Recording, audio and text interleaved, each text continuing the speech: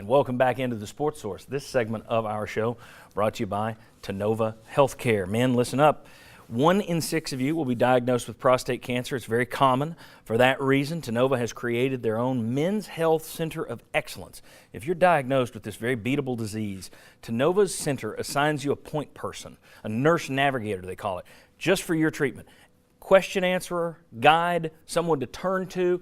It is a great benefit. I used Tennova when I went through my cancer battle. They didn't have this set up at the time. It's a great idea. Tennova, if you are diagnosed with prostate cancer, they can beat it. Turn to their new Men's Health Center of Excellence. Sooner or later, I'll get that strung together right. All right, we got right here David Ligon, former Vol offensive lineman. Former Vol quarterbacks Bobby Scott and Sterling Hinton. Gentlemen, thanks to all of you for being here. First question for you in our Hot Read segment. The media last year screamed for Nathan Peterman to play. They played him at Florida. This year, Jimmy Hyams called for some quarterback runs. They got him last week. He talked about double reverses and the counter. They ran him yesterday. Jimmy called those plays. Butch Jones, I don't think he'll claim the double reverse. Butch Jones, but the counter he will. Butch Jones talked about the media not grasping the zone read a few weeks ago, which is fine. This week he suggested that we're not helping with the confidence of the offensive line. Here's my question. Does Butch Jones have rabbit ears when it comes to the media? Is he listening to shows like this too much? Sounds like it. And my perfect example is last year when everyone was talking about, hey, we need to play Peterman. Worley's not good enough. Sure enough, they put him out there, start him against Florida, and we all know what that disaster ended up being. But that's why we're not coaches. That's a good point.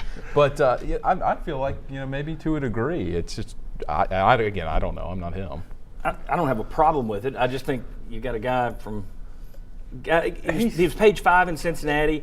I don't know if they had a paper in Central Michigan. So, but I mean, at the offensive line, I can also see he's defending these guys. Yeah. I mean, you got to come out there after your guys are getting attacked full force and say, "Hey, give them a break." I mean, so in that case, I understand it may be more about winning the locker room and talking confidence to your guys instead of really listening to the media.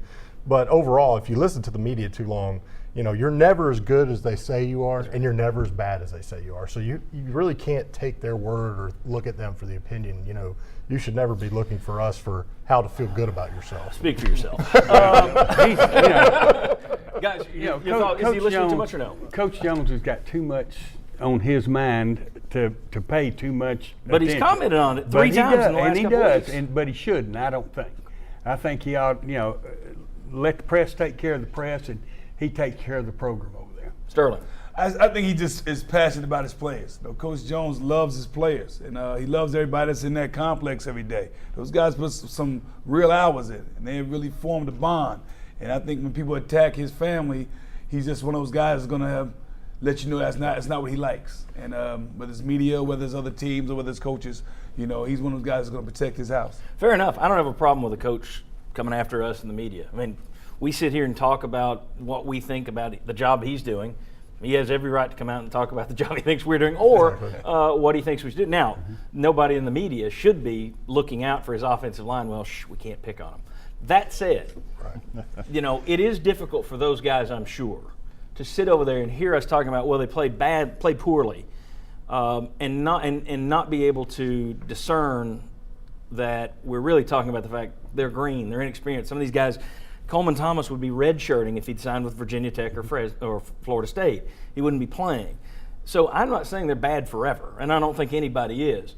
But if those guys are hearing it, I can understand Butch Jones kind of trying to take up for them. Let me spin it in terms of locker rooms, okay? You guys, Sterling, you were in town for the '88. You were redshirting that year, weren't you, when they started? No, actually, that year I broke my leg, so okay. I did not redshirt.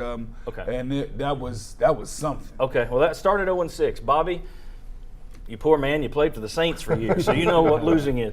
Will, 2003, you went through a 5-11 season with the Falcons. David, you were on the 2006 or the 2005 Tennessee team that lost the streak to Vanderbilt and was the first to not go to a bowl in a while. You've been in locker rooms where it's losses, where it's down. How miserable is it? Fans are angry. I understand that. Media's throwing darts. How miserable is it for these players who are trying, but they just can't get over the hump? I think it's, one, if you're listening to the media, you shouldn't be. It's bad enough. You know what's going on. You never listened? No, not during 2005. You shut that out when it gets Avoid the noise. all Yeah, right. you really do. But the issues I think are you are such a competitor that you are trying and you want the guy next to you to do well. But there are people in that locker room that will schism off and try to do their own thing. But there are more people that are trying to do the right thing and get wins on the board. That's what and you got. those little cancers are the things that are difficult as a player. As a team leader, how far do you go to cut that out? That's what you've got to fight against. Yeah. Right. Having something going on in the locker room between players, the offensive line and the defensive line or whatever, it just serves to as a cancer, like you said. And it's hard to cure. And you tend to see that stuff when you've got one unit, say a defense, that's playing well, and the offense doesn't pick up the slack. It was the other way around in the Sal Sinceri year. Offense was doing its part, defense was letting it down. You have those kind of factors. Sterling, you were on that 8-day I was on the team, absolutely. Thoughts on how miserable it is for kids who most of these kids came out of high school programs where they won. Myself. What's it like to go through that? It hurts. It's a pain like no other, especially the position I was in during that year when I was hurt. And then I wanted to come back and try to help my team win.